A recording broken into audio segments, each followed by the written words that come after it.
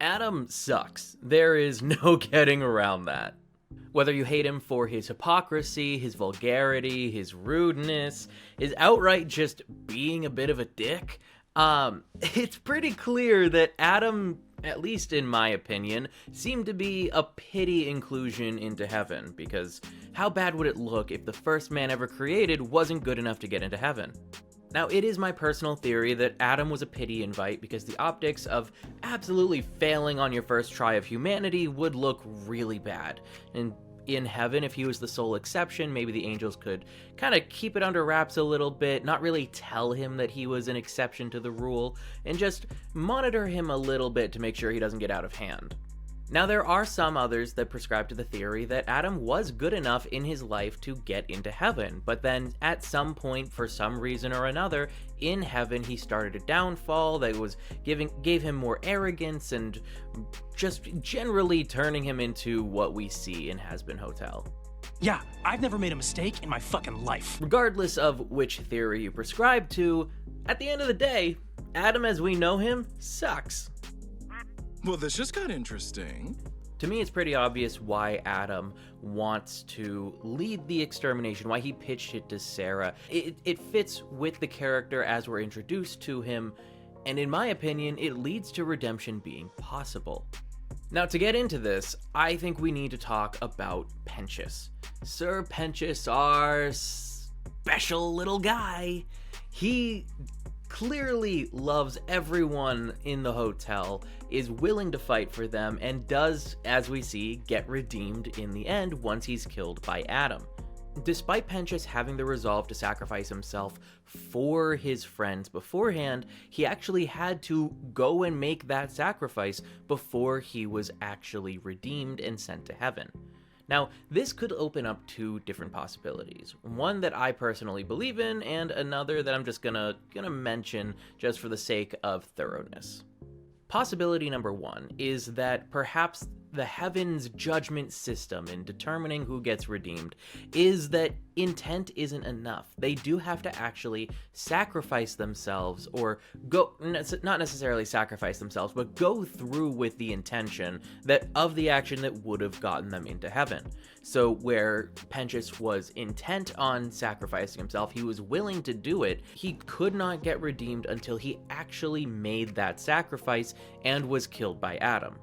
This, I think, kind of falls apart if we look at other people that might be up for redemption, like Angel, where he was doing all of the things that Adam laid out on what got him into heaven, and yet he didn't just teleport into heaven. And if the Heavenly Court was confused by the fact that Angel wasn't already in heaven with them, with the progress he had made and the characteristics he was expressing, then that means that he's matching the qualities of other people in heaven, which brings up the question of why didn't it work, much to what everyone was saying in the court. Which brings us to option number 2, that you actually have to die to get reevaluated between heaven and hell. So I'm going to ask the question to you guys. Do we have to kill the cast of Hazbin Hotel? Because if they want a chance for redemption, at least right now, it seems like that might be the case. So right now, redemption has only been possible in one method: Sir Penchus sacrificing himself and dying what was assumed to be a permanent death. Now, of course, in hell, you can die a number of ways, and you just kind of slowly and painfully regenerate. But when it comes to angelic weapons or angelic powers, like the angelic spears that the angels and exterminators use, and Adam's light attacks, that is supposed to permanently kill you, like destroy your soul, you're gone, nothing after that. So Penchus was supposed to have a permadeath. There was supposed to be no coming back from getting flicked away, and yet he did.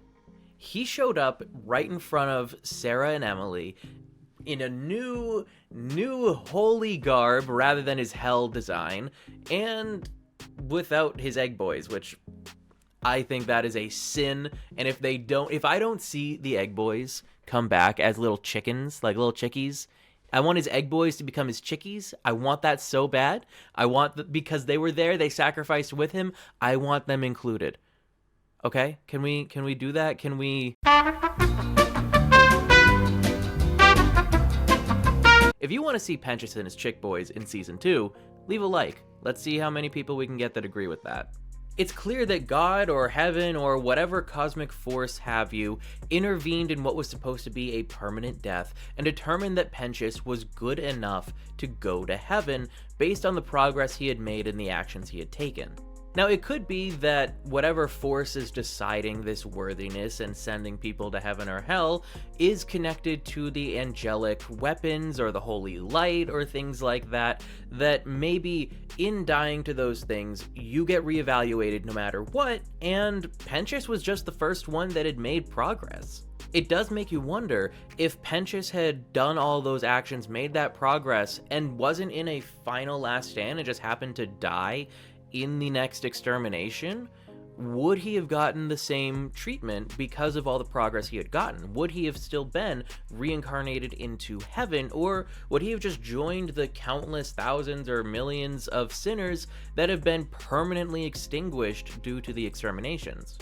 And of course, this is all speculation right now. Season 2 is nowhere near being out. We have so few answers, and for all I know, by the time Season 2 comes out, I'll look back at this video and think, what a dummy. How could you seriously think these things? Oh god, is that gonna happen? Anyways, if when you die to a holy light or weapon or something that seems to be permanent, it seems that your soul will get re-evaluated. And based on what we've seen so far, if you have become a good person, if you have been deemed heaven worthy, you will get reincarnated into heaven. And if you haven't, your soul just gets eliminated permanently, like the true nothingness that some people fear comes after death in our world. Oh, that got a little too existential for a moment. This leaves me with two thoughts. The first one being that Sarah allowing the exterminations to happen, which seems like a truly cruel and heartless and non-holy act to do, might have actually been part of like God's plan, if you will, to show everyone that rehabilitation of sinners is possible. And two, if a true permanent death risk is the only way to reevaluate whether a soul is worth going to heaven or not, then it makes testing really, really difficult, because what if they're wrong? What if they test someone a little too early, maybe Vaggie with her spear just goodbye, hope you see you in heaven, and they didn't make enough progress? That's a terrifying thought. So now we're going from how many people need to die in a useless slaughter to just cull the masses, and how are we sure that we've done enough so we're not just prematurely dooming you forever instead of giving you a chance that you very well could have had? I think this would bring up a really new and unique ethical dilemma in Charlie's goal of rehabilitating all of these sinners, because if she isn't 100% certain that someone is going to be heaven-bound, I don't think that she would go through with sending them away to get judged if the judgment for not making enough progress is that your soul just no longer exists anymore. Now, I have a feeling that Season 2 is not going to be delving into this, but I think that this would be a really interesting standpoint to explore the universe a little more, the inner workings of heaven and hell-bound souls, especially where heaven doesn't know where they come from. Now, I'm sure Vivian knows how it gets decided and everything like that, but we as viewers and the audience itself does not know that. And I think that this would be an interesting way, that the way it's been presented so far, that the story could go down. Anyways, how insane is this theory? How crazy do I sound right now? Let me know in the comments, because this is just, I was literally eating lunch today and thought like a little more about this, because this isn't an original theory that everyone has to die. That's not an original concept. I've seen that a few times in a few different places within the fandom. This is just my personal take on that, taking the idea of what if they actually need to die, then expanding it in my own way. I may be absolutely crazy. Like I said earlier, I may be looking back at this when Season 2 is out and thinking, what an idiot. But you know what?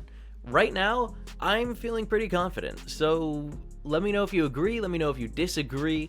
If you have your own thoughts and theories, or any theories that you want me to cover in the future, let me know about them, because I would love to hear about it. I am still so obsessed with this show, so I am more than happy to continue making content on Hazbin Hotel.